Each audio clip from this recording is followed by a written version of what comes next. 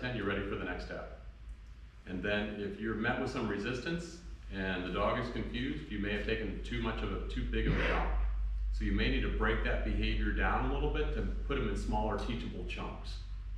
All right, that's called splitting. But then if it ultimately breaks down, you have this back here to go back to because the dog knows it. Take a step back, rehearse something that the dog already knows really well, and then build upon that. Don't ever be afraid to go backwards and retrain something. And to add a spanner to the works, the reason why you have that training plan is because guess what? Dogs don't necessarily follow your plan. They may go like, oh, that's easy. Now what? And you're not ready for it. You're not ready to do the next step. So you need to know what the next steps are that you want so that when you get that sudden, explosive learning phase or whatever it is, you can present the next point and the dog is able to go ahead. There's nothing worse than a dog being ready to do the next thing and you're not ready.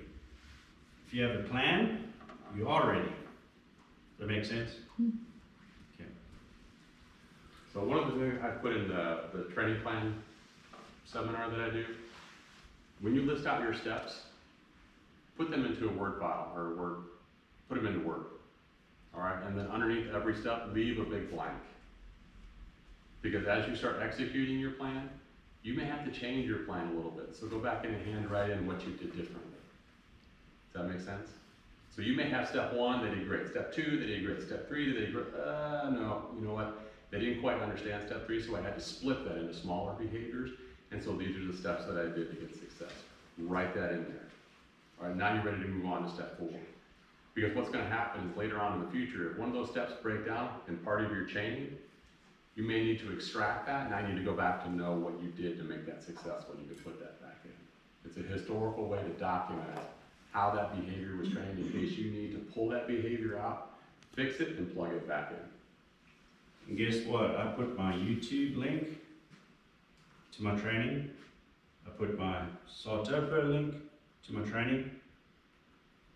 So anytime I have an issue or whatever, I can go back to that training day, click on the YouTube video, watch what happened, pull up my Sartopo, see what happened. You're adding all this extra stuff that's going to make you more successful, or you're going to make your dog more successful.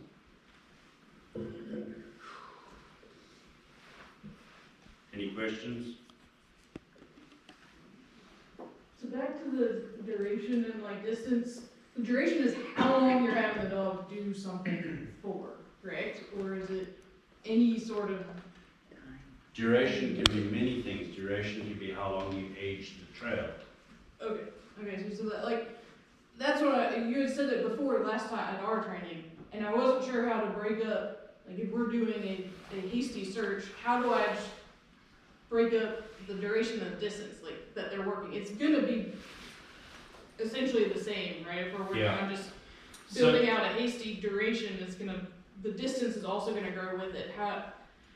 Yes, so say you've got a hasty, you're wanting to do a hasty, you can build duration simply by the fact that when that person went out was 1 hour ago, when that person went out was 3 hours ago, when that person went out was 4 hours ago. But while you're doing it, the distance that that person went to get to the location that it had to was always 100 meters. Yep. Okay? So it's always 100 meters. When the dog is, hey, 6 hours, I can always find it. I'm finding it 8 out of 10 times or more, higher, it's good. Then I can say, okay, I'm going to bring the duration back down. Let that person run 120 meters, but I'm going to let the dog out immediately. Okay? Dog goes out, boom, can do it. Then I'm going to do 140 meters. But the duration is always the same. Okay? Dog gets that all done, can do that, bringing the distance all the way back to 50 meters. Time is the same.